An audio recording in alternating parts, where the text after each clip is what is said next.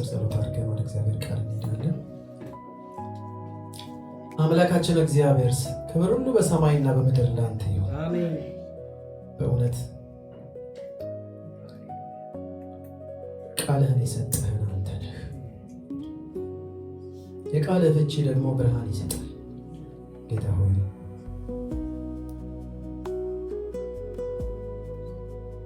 የቃልህ ፍቺ ያበራል። ተናገረን፣ አስተምረን። ጌታ ሆይ አስተምረን። ልባችን በቃልህ ብርሃን ይቅለጥ። ይሄ የተሰጠን ትልቅ ስጦታ ስለሆነ ከዚህ የሚበልጥ እድል ለማንም ስለሌለው ሰማይና ምድር በተሰራበት በእግዚአብሔር ቃል ብርሃን ስር ስላለ እግዚአብሔር ሆይ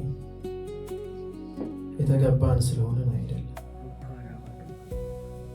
ከልጅነት እስከ እውቀታችን ድረስ በቤትህ እንድንመላለስ እኔ ማነኝ ቤቴስ ምንድን ነው ጌታዬ እግዚአብሔር ሆይ እንዳለ ባሪያ ለመገልገልና ለማገልገል እድልን የምትሰጥ የእስራኤል ቅዱስ ጌታ ሆይ አንተ ነህ። አቤቱ ቃልህን አስተምረን። ጌታ ሆይ ቃልህን መናገር እንድችል አቅምን፣ ብርታትን፣ ማስተዋል፣ ጥበብን አንተ ሙላብኝ። ሕያው ሆይ በቃል ሕያው አድርግ። ሕያውነትህ ሁለንተናችን ይውረሰው ጌታ ሆይ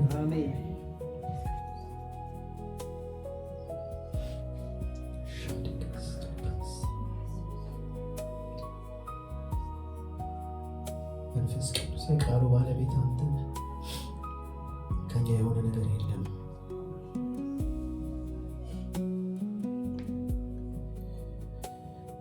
ጸጋና አቅም ከቃልህ ውስጥ ይመጣሉ። ጌታ ሆይ የምታቆመንና የምታጸናን አንተ ነህ። በቅዱሱ ቅባት የቀባህን ቀደስክንም አንተ ነህ። በዚህ ሁሉ ውስጥ አንተን እያየን እንድንሰራ ጸጋህ እንዲበዛልን አቅም እንዲሆንልን በናዝሬቱ ጌታ በኢየሱስ ስም ጸልያለሁ። አባቶቻችን ግማሽ ቀን ሙሉ ቀን ቆመው ቃልህን ይሰሙ ነበር። ያህዌ እግዚአብሔር በስም ውስጥ ፈውስ አለ፣ በስም ውስጥ ታምራት አለ፣ በቃል ውስጥ ልዩ ነገር አለ። ኢየሱስ እባክህ እርዳን ጌታ ሆይ፣ ዘመናችንን ሁሉ አድስ።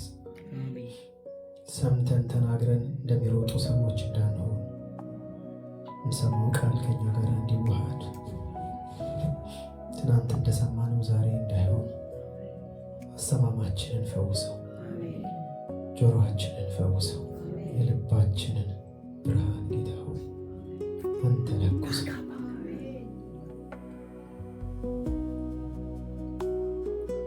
አምላክ ሆይ አንተ ትልቅ ነህ ጌታ ሆይ አንተ ትልቅ ነህ።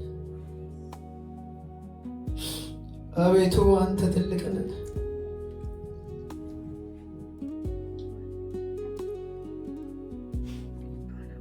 እግዚአብሔር ሆይ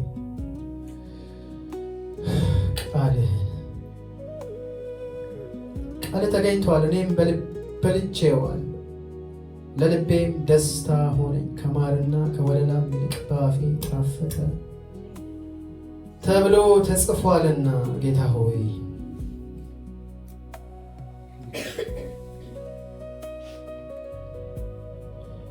አቤቱ አቅማችንን አድሰው።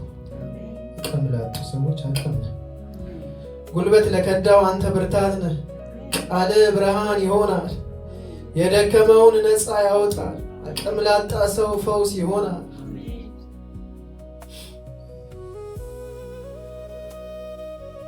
አቤቱ ዘመናችንን አድስ፣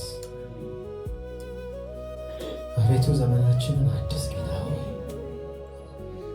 በቃል ዘመናችንን አድስ።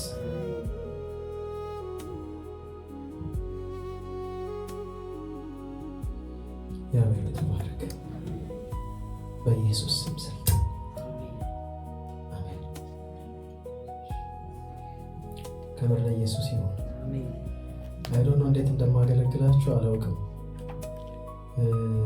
እግዚአብሔርን ቃል ማገልገል ግን ቀላል ነገር አይደለም። በእውነት ኃላፊነት አይደል? ወይም ደግሞ ሹመት አይደለም። እግዚአብሔርን ቃል ማገልገል ሰማይንና ምድርን የሰራውን እግዚአብሔርን ማገልገል ቀላል ነገር አይደለም። ዛሬ ማካፈላችሁ ማዘግየት የጠላት አሰራር የሚለው በዚህ 15 ቀን ውስጥ ጌታ በጣም በልቤ ያስቀምጦት የነበረው ይሄንን መልእክት ነው እና መዘግየት የጠላት አሰራር ነው፣ ወይም ማዘግየት አንዱ የጠላት አሰራር ነው። ጠላት ብዙ ነገር ማድረግ ይፈልግና ማቆም ካልቻለ ትልቁ ስትራቴጂው ማዘግየት ይባላል። ስለዚህ ለማስቀረት ከቻለ ያስቀራል፣ ማስቀረት ካልቻለ ግን ያዘግያል። እና ማዘግየት ለእኛ ካልቸር በጣም ኖርማል። ዘግይቼም ቢሆን እደርሳለሁ አይደለም እንለም። መዘግየት ለእኛ ኖርማል ነገር ነው። አልቀርም ግን ዘግይቼም ቢሆን እደርሳለሁ። ምክንያቱም ለጊዜና ለሰዓት ያለን ኮንሴፕት እጅግ በጣም ያነሰ ነው። የጊዜን አስፈላጊነት አጥብቀን ማወቅ ግን አስፈላጊ ነው። አሜን ነው ወይ? ጊዜ በወርቅ በብር በከበሩ ማዕድናት አይገዛም። ጊዜ በምንም ነገር አይካካስም። ጊዜ አንድ ጊዜ ካለፈ ተመልሶ አይመጣም።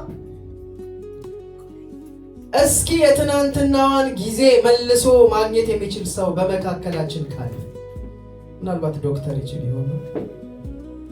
ምናልባት በእውቀት እሱ ከኛ ከሁላችን እዚህ ካለን ሁሉ ይበልጥ ተመራማሪ ነው። ብዙ በእድሜው ብዙ ነገር አይቷል።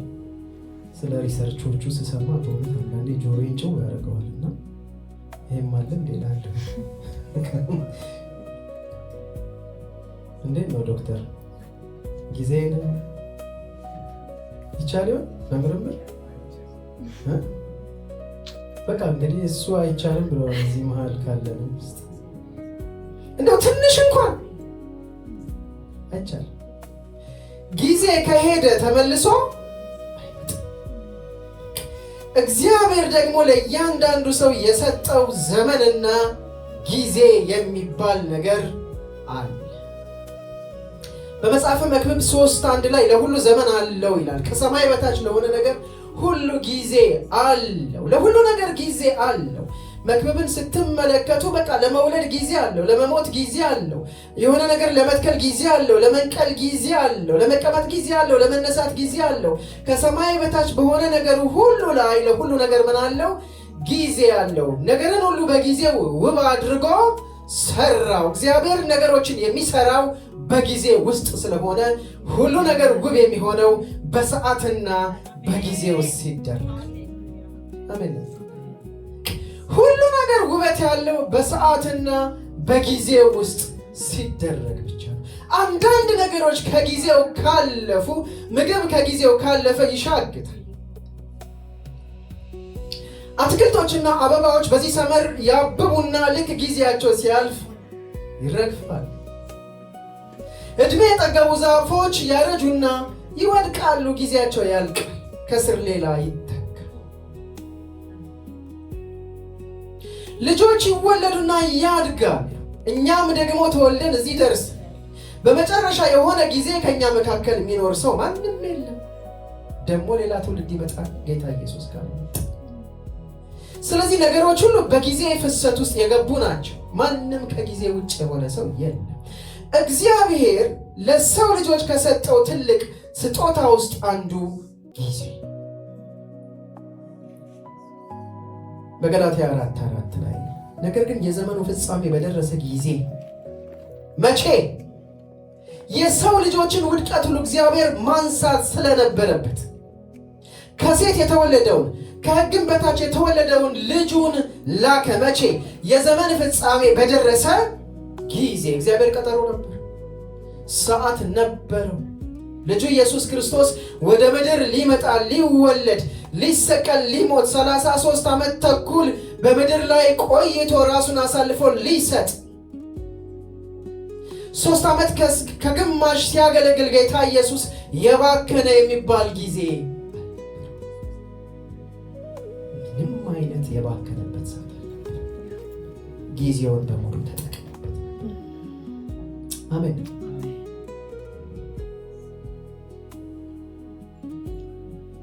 ዳዊትም በራሱ ዘመን በሐዋርያት ላይ ደግሞ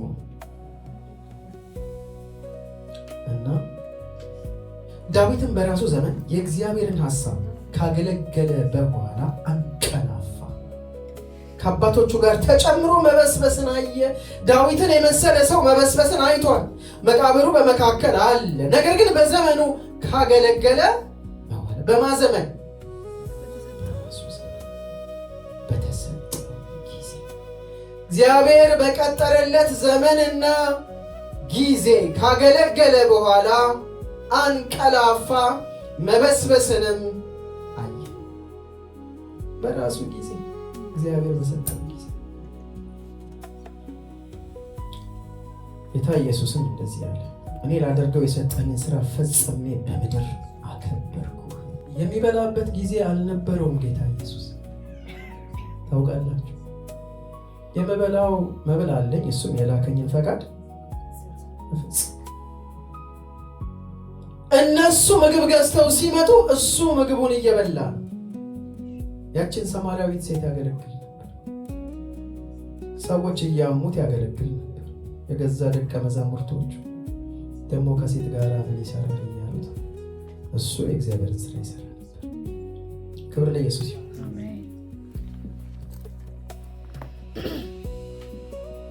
የሚበላው መብል የአባቱን ፈቃድ የእግዚአብሔር ፈቃድ በሰዓትና በጊዜ ተጠናቆ እንዲሰራ እግዚአብሔር ይፈልጋል። ለሁሉ ነገር ጊዜ አለ። በዕብራውያን 10:7 ላይ በዚያን ጊዜ እነሆ በመጽሐፍ ጥቅልል ስለኔ እንደተጻፈ አምላክ ሆይ ፈቃድህን ላደርግ መጥቻለሁ። ቃል ሥጋ ሆነ፣ ጸጋንና እውነትን ተሞልቶ በእኛም አደረ። አማኑኤል በመካከላችን ተገኘ። በመጽሐፍ ጥቅልል ስለሱ እንደተጻፈ ሊሰዋ መጣ። መባንና መስዋዕትን አልወደድክም፣ ስለዚህ ነው መጣ አለ። ተገኘ። he was available to be sacrificed። ለመሞት ተዘጋጅቶ መጣ ወልድ። በነገራችን ላይ እግዚአብሔር ቀልድ አያውቅም። በእግዚአብሔር ዘንድ ቀልድ የሚባል ነገር የለም። ጋዲሶ ሲሪየስ፣ በሁሉም አቅጣጫ እግዚአብሔር ሲሪየስ። በህይወታችሁ እግዚአብሔር በሚሰራቸው ፕሮጀክቶች ውስጥ እግዚአብሔር አምላክ ቀልድ አያውቅም። ቀልድ በሰው ዘንድ ነው ያለው። እግዚአብሔር ቀልድ አያውቅም።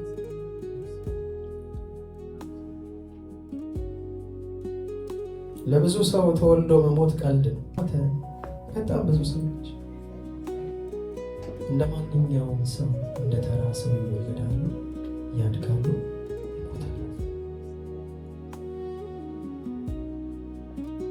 ስለዚህ ማንኛውም ነገር ጊዜ አለው። ቅዱሳን ስለ ጊዜ ልነግራችሁ አይደለም፣ ብዙ ታውቃላችሁ፣ ግን ላስታውሳችሁ ማለት። ስለዚህ ሰው በሰዓቱ ይወለዳል፣ ከዛ ይሰበሰባል። ፍጥረት በጊዜው ሰሌዳ ውስጥ ይንቀሳቀሳል፣ ይራባል፣ ይዋለዳል።